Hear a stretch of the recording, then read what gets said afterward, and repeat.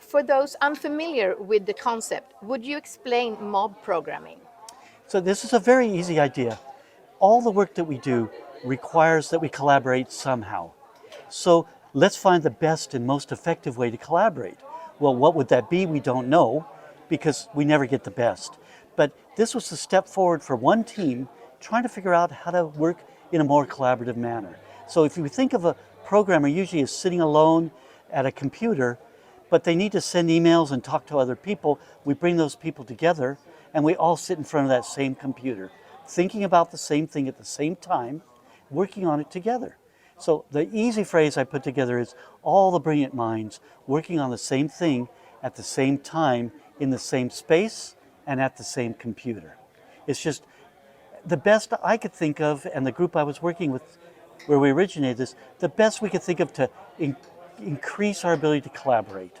So we need to learn how to work well together to do that. It's not easy for 5 people to really work well together.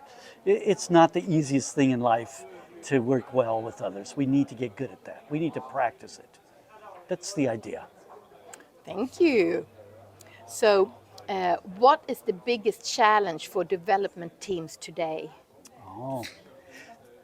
Well, I don't know if it's changed that much, but it seems like the pace of things is faster and faster and faster. When I was younger programming, I thought that the change was really rapid, but now it even seems more so. So part of this is about communication. If we cannot communicate well, then we are not going to be able to progress very well. We're in a field where it's a process of discovery. We aren't doing the same things over and over again, because as soon as we have something and we've figured it out, things are changing. So it's this rapid pace of change. The better we are at communicating and collaborating, the better we will be at handling these changes. At least that's what I think. Maybe I'm wrong. Don't think so.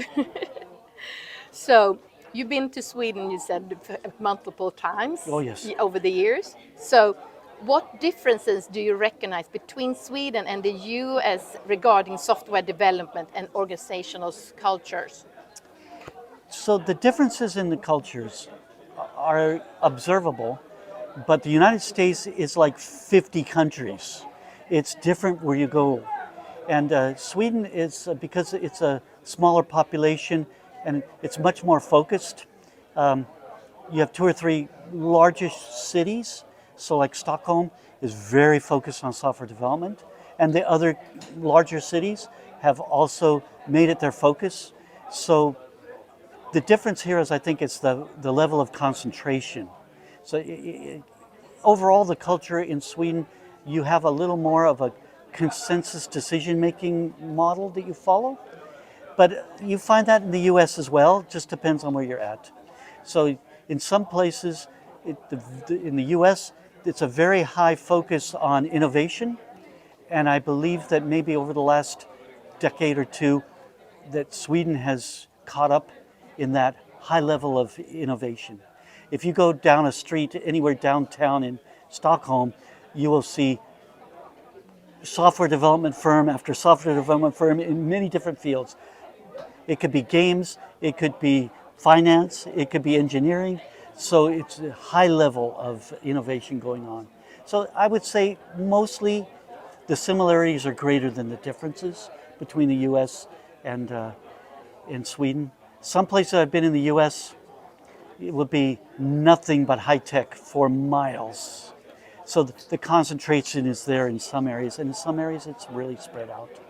If I were to say one big difference is the openness here to try new ideas really surprised me. It's like you were ready.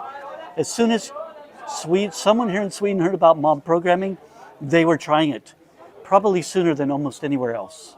So by the time I got here, there were already a lot of people doing it. And I first visited Sweden in 2013. We started working this way in 2011. How quickly it got here.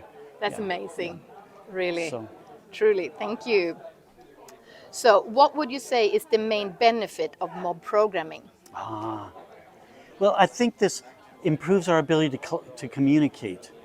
So a lot of problems with communication is we don't prove the communication succeeded until we try to fulfill the purpose of the communication. Like I could say to you right now, do you understand? And you shake your head, yeah, I understand. But there's no proof that you understood what I thought I was communicating.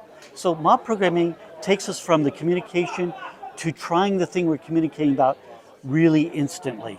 So if you were to say to me, what I want to do is have this way for the user to select the region they're in, and we start trying to code that, and you're sitting right there with me, we can prove immediately if we're doing the thing you thought that you wanted.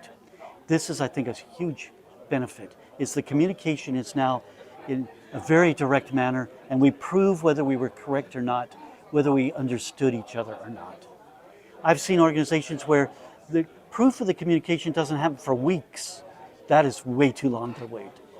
This gives us the ability to steer much sooner, to get back on track really rapidly. Last question, and this is from the team. They said, what question would you like to answer but are seldom asked? Oh, that's a good question. I'd have to think about that a while. Yeah. But so this isn't about the benefits of working well as a team. It's bigger than that. So a question people don't seem to ask, they want to know the details of how to do mob programming, or I'm calling it a lot of times software teaming, but it's more about the mindset. So the question I'd love to hear is, how do we develop the mindset we need of open-mindedness and curiosity, rather than how do we do the thing? Is how do we make it so we have a chance for more good things? That's a wonderful Excellent. thing. Yeah. Thank you so much Thank for answering our you. questions. Thank you.